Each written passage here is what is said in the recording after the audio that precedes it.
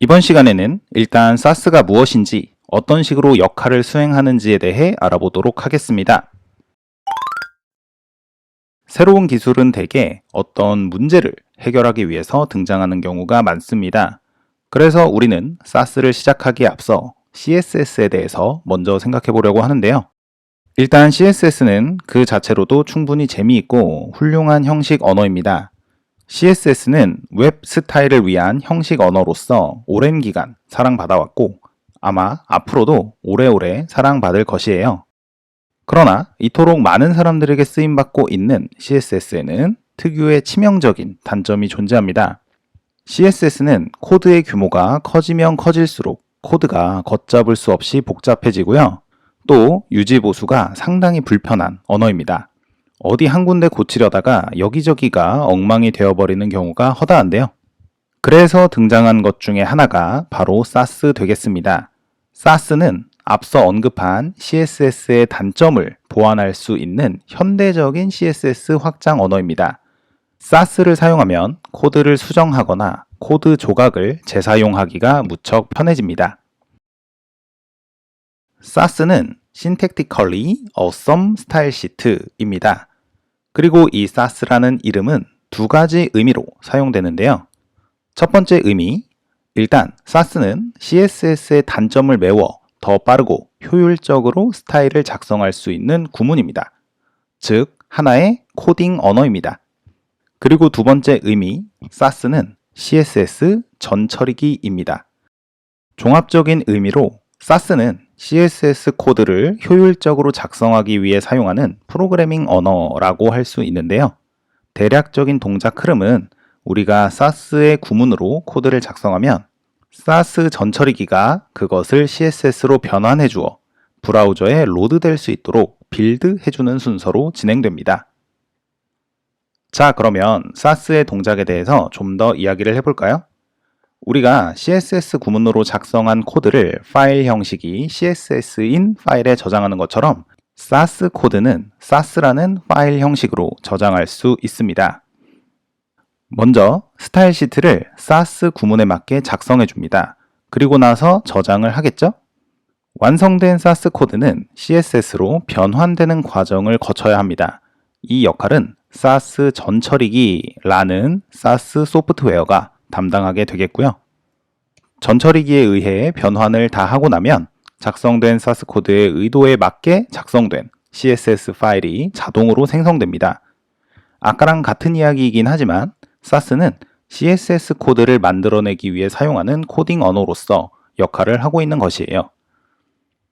방금 확인해본 약 3단계의 절차를 통틀어 우리는 컴파일이라고 합니다. 사스 구문으로 스타일 시트를 작성하고 그것을 해석해서 CSS로 재탄생시키는 과정인데요.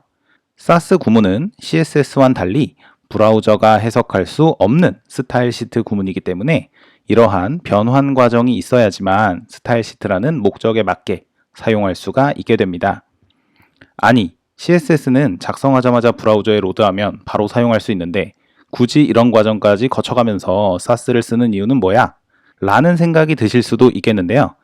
그럼에도 불구하고 사스를 쓰는 이유는 같은 스타일을 작성한다고 해도 CSS보다 사스를 썼을 때 간결하고 빠르게 코드를 작성할 수가 있기 때문입니다. 이는 특히 스타일 시트의 규모가 커지면 커질수록 분명하게 느끼실 수 있는 부분입니다. 자, 이제 사스가 뭐 하는 친구인지 대강 알 것 같으신가요? 그러면 이제 우리에게 필요한 것은 사스의 구문을 학습하고 실제로 코드를 작성하여 변환하는 작업까지 해보는 것입니다.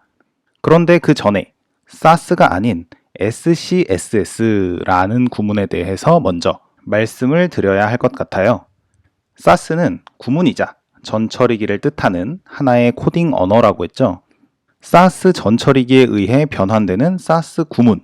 이제 이 개념이 머릿속에 조금 자리를 잡으셨을 텐데요. 그런데 이 사스라는 구문과 동일한 기능을 제공함과 동시에 좀 더 CSS 친화적 구조를 지닌 SCSS라는 구문도 존재합니다. 사스 구문을 사스 전처리기가 CSS로 변환하는 것처럼 SCSS 구문 또한 사스 전처리기가 CSS로 변환할 수 있어요. SCSS가 SAS 구문보다 조금 늦게 나왔는데 사람들은 SAS 구문보다 SCSS 구문을 훨씬 더 선호하는 경향이 있습니다. 그래서 결론은 이 수업에서도 SAS 구문보다는 SCSS 구문을 이용해 SAS를 학습할 예정이다 라는 것이고요. 여기서 오해하시면 안 되는 게 SCSS는 SAS라는 프로그래밍 언어의 하위 개념이라는 점을 잊지 않으셨으면 좋겠습니다. 그냥 쉽게 SCSS가 SAS인 거다 라고 생각하셔도 전혀 문제될 것은 없습니다. 그림을 통해 각각 SCSS 구문과 SAS 구문으로 작성된 코드를 비교해 볼 수 있는데요. 두 구문은 서로 다르지만 SAS 전처리기로 변환한 결과는 똑같습니다. 그런데 보세요. SCSS 구문이 SAS 구문보다 좀 더 쉽게 눈에 들어온다는 느낌이 있죠? SAS를 사용하는 대부분의 사람들이 SCSS 구문을 사용하기 때문에 SAS 구문보다는 SCSS 구문을 학습하는 것이 여러 가지 측면에서 훨씬 유리할 것으로 생각됩니다. 네, 이상 SAS에 대한 소개 또는 설명을 마치겠고요. 이번 시간의 내용을 요약 정리하면서 마무리하겠습니다. SAS는 Syntactically Awesome Style Sheet인데요. SAS는 CSS 전처리기이자 이를 위한 구문 두 가지 의미를 가집니다. 종합적으로 봤을 때 SAS란 CSS를 사용할 때의 불편함을 해소해주는 CSS 확장 언어라고 할 수 있겠습니다. SAS 전처리기는 SAS 구문뿐만 아니라 SCSS라는 구문 또한 CSS로 변환할 수 있는데요. SCSS가 훨씬 대중적으로 많이 사용이 되기 때문에 이 수업에서는 여느 수업이나 개발팀과 마찬가지로 SCSS 구문을 사용해 수업을 진행할 것입니다. 그러나 여기서 한 가지 아셔야 할 것은 어떤 구문을 사용하더라도 우리는 SAS를 사용하는 것입니다. SCSS 구문은 SAS 언어의 하위 개념이기 때문입니다. 마지막으로 여기에 쓰여있진 않지만 참고하실 점은 SCSS는 일반적으로 대문자 표기를 하면서 SCSS라고 읽는 게 맞고요. SAS는 앞글자만 대문자로 쓰면서 SAS라고 읽는 것이 맞다라고 합니다. 네, 이상으로 SAS에 대한 소개 마무리하겠습니다. 그러면 다음 시간에는 앞으로 SAS를 공부하기 위해서 필요한 것들을 준비하는 시간 가져보도록 하겠습니다. 그럼 영상 마치겠습니다. 감사합니다.